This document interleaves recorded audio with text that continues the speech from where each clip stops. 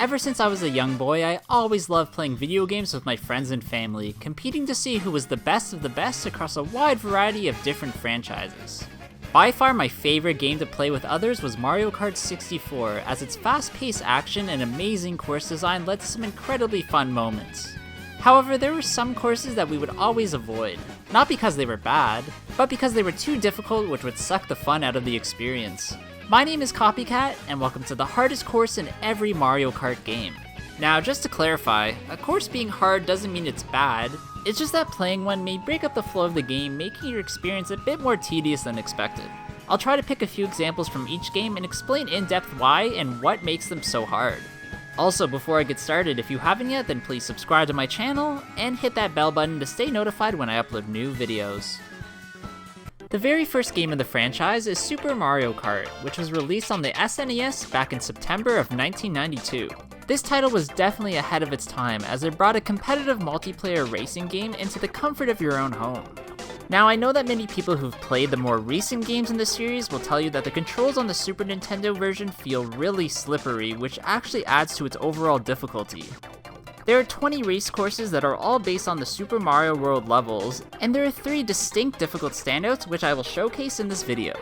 The first is Donut Plains 3, which features the most precise turns in the game, very narrow straightaway sections where tons of mayhem can occur, and a large water hazard section with a broken bridge that you have to jump over a part of to avoid falling in. There's also the extremely pesky Monty moles that pop out of the ground from time to time, considerably slowing you down from your quest of placing first. Another very tough course is the third Ghost Valley, which contains much sharper turns and narrower pathways than the previous 2 iterations. This track also has very few side rails, meaning that it's really easy to fall off into the darkness below, slowing you down considerably. To add to the chaos, you can also fall through the many large holes in the racetrack itself, making this one of the riskiest courses in the game. However, by far the hardest course has to be Rainbow Road, mainly for one reason and one reason alone, that there were absolutely no rails. On top of all that, there's also an annoying Star Thwomp enemy which can wipe out the racers just by its touch, unlike the regular ones which have to crush you. Now, if you know anything about the Mario Kart franchise, then you'll obviously know that Rainbow Road always shows up as the final course of the game, and is purposely made difficult in one way or another. The next game in the franchise is Mario Kart 64, released on the N64 in February of 1997.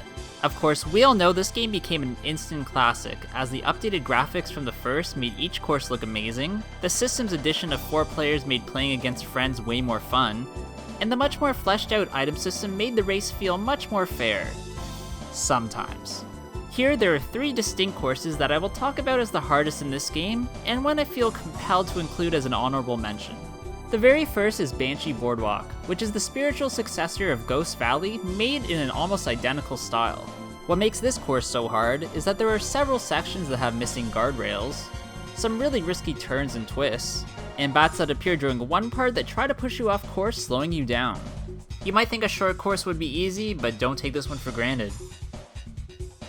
Another course that is very hard and gave me tons of trouble during my endless hours of gameplay is Bowser's Castle. Here, there are a lot of things that want to slow you down, like the thwomps that try to block your path, the large stone Bowser statues that spit fire at you, and the narrow wooden bridge which is really easy to fall off of into the lava below.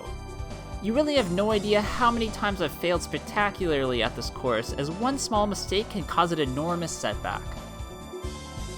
Now, if I had to pick the absolute toughest course in this game, then I'd definitely have to go with Toad's Turnpike, specifically in Mirror Mode. Instead of driving alongside the cars like in the normal racing modes, you now have to drive against the traffic, which adds a completely new level of difficulty. It's important to be extremely careful when choosing which path to take between cars, or you can end up in an endless cycle of accidents. As an honorable mention, I'd have to say that Rainbow Road can be difficult if you're hit early in the race by one of the roving chomps. This will really slow you down and makes it very hard on this long course to work your way back to the top. The only reason this track isn't in my top 3 hardest is because it's completely guardrailed, meaning it's almost impossible to fall off. But don't worry, because Rainbow Road will definitely come up again in this video.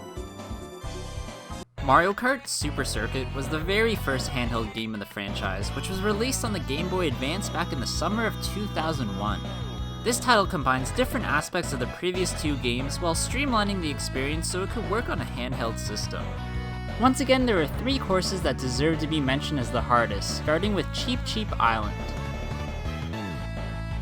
This extremely curvy course has tons of hazards, from the annoying crabs that always seem to manage to slip you up, to the bridges with no guardrails, meaning that falling in is almost inevitable. On top of all that, it's extremely unclear which patch of water you can drive through and which will cause you to be out of bounds, so being absolutely careful is a must. An even harder course with an enormous amount of hazards is Broken Pier. This one definitely lives up to its name, as there are plenty of sections with missing guardrails and just straight up holes in the boardwalk. These holes are placed strategically near boost pads, meaning that there's a huge risk-reward system that can contribute to your first place or last place finish. However, if I had to pick the hardest course in this game, then that honor hands down would have to go to Rainbow Road. Instead of guardrails, this track is replaced with jumping bumps, which allows skilled racers the ability to perform very useful shortcuts, albeit at the chance of falling off very easily. There are also thundercloud hazards, which will shrink the player down to size, and falling stars, which will cause anyone to touch them to spin out. Most people would put this game as the worst in the franchise, but I at least think it does its job as a fun handheld title. The next game in the series is Mario Kart Double Dash, which was released on the GameCube just in time for Christmas in 2003. This is definitely one of the most unique entries in the franchise, as it's the only one to feature 2-person karts, where one character drives, and the other deals with the items, with the option of swapping their duties at any time. The very first course we're going to look at is Dino Dino Jungle. This prehistoric themed track is full of hazards like dinosaurs that want to stomp you, geysers that fling you up slowing you down, and very narrow bridges where you can easily fall into the water below. The split bridge area is where this course really becomes difficult, as getting hit with an item or jostling with other players can really mess with you and put you in last. Another tough course is Mushroom City, which, as its name entails, takes place on the streets of a large city setting. Vehicles are the main hazards here, with cars, trucks, wiggler wagons, and bomb cars driving around the course, which act as its obstacles.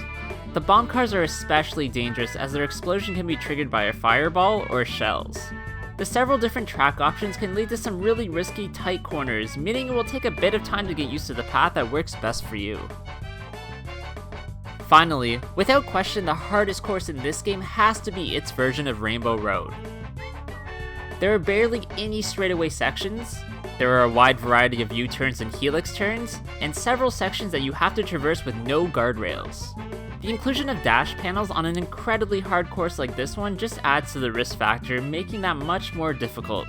Of course, this is Rainbow Road, and Nintendo knows the fans expect something crazy at this point. The 5th installment in the series is Mario Kart DS, released on the Nintendo DS in November of 2005. What made this title so special is its multiplayer capabilities, as the DS allowed for system-to-system local play, meaning that up to 8 people could play with each other as long as they each had a DS and one person had a copy of the game. It was also the very first Mario Kart game to introduce Wi-Fi online play, letting you face off against opponents from all over the world. There's a massive 32 courses in this game, with 16 being brand new and 16 being retro remasters. For the hardest, I'm just going to focus on the newer ones in this video, starting with the Airship Fortress. This course is directly inspired by the levels with the same name in Super Mario Bros. 3, and includes enemies like the Bullet Bills, the annoying Rocky Wrenches, and the 2 giant fire burners. The track itself has some tight turns that take place in some very narrow areas, meaning that once items get involved during the race, then things really start to get unpredictable. Picking the next hardest course was a lot easier, as that honor deserves to go to Bowser's Castle. The layout and theme of this track is an amalgamation of all of its past versions, with features like the thwomp enemies blocking your path, a winding ramp ascending up the castle, and a risky platforming section with no rails, where falling into the lava can be easy. There's also some newly added obstacles like the circular moving floor, and the rotating metal rod that if you fall off leads to a much slower section. This is by far one of my favorite tracks in the entire franchise, and I'll always have fond memories playing against my friends on it.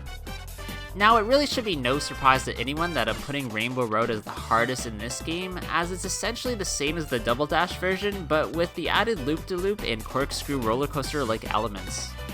What makes these features even crazier is that items can be left in gravity-defying areas, which can be devastating during a race if you run into them. Also, like in previous Rainbow Roads, there are dash panels placed in risky areas where there are little to no guardrails, so you better be careful not to fall off into the abyss. Mario Kart Wii is the next installment in the franchise, which was released on the Nintendo Wii in 2008.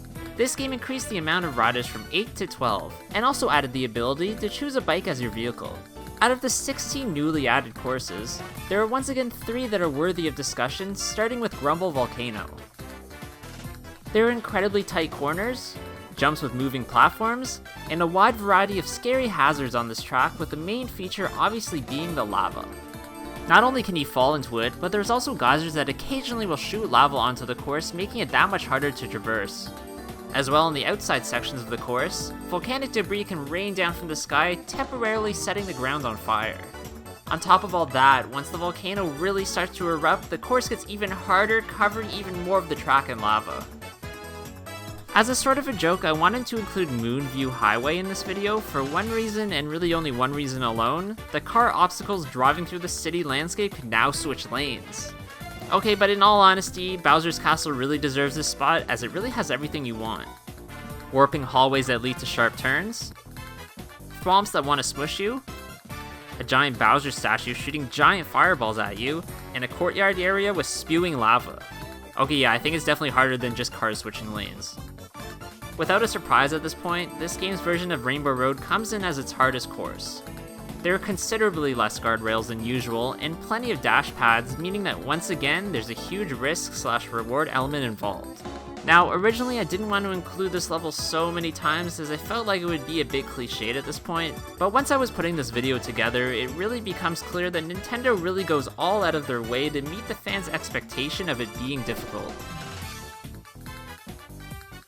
Mario Kart 7, released on the Nintendo DS in 2011, has a very similar style to the Wii version, but adds gliders and propellers so players can navigate through the air and traverse underwater. I had a bit of trouble deciding which 3 courses deserved to be highlighted, but in the end I knew that Rosalina's Ice World needed to be included. This winter-themed track is a bit on the shorter side, but still has some really tough sections, like the steep turn on the side of the tall cliff with no guardrail, and a cave full of icicles where it's easy to run into them, slowing you down. There's just enough hazards and holes in the ground that if you make a few mistakes, then it'll be almost impossible to catch back up to first. Now, I did struggle with what course to include as the second hardest in this game, as there were a few to choose from, but I decided to go with Bowser's Castle, as it really doesn't have any easy flowing moments, meaning it takes several playthroughs before you get every twist and turn down pat. There are also a ton of hazards like the lava geysers, risky shortcut jumps that can either cost or save you valuable seconds, and once again, thwomps that really badly want to smush you. Now, if you haven't guessed, Rainbow Road is the hardest course in this game. However, this version is arguably the most difficult as it removes even more guardrails, has some extremely sharp turns, introduces very risky split paths, and is based on a sectional race rather than laps, making it one of the longest in the series. I'm glad that Nintendo decided to take Rainbow Road in a bit of a new direction while still maintaining its difficulty, which in reality is really what makes it so great. The last game we're going to look at is Mario Kart 8, which was originally released on the Wii U in May of 2014, but would eventually be re-released in a deluxe version on the Nintendo Switch in April of 2017.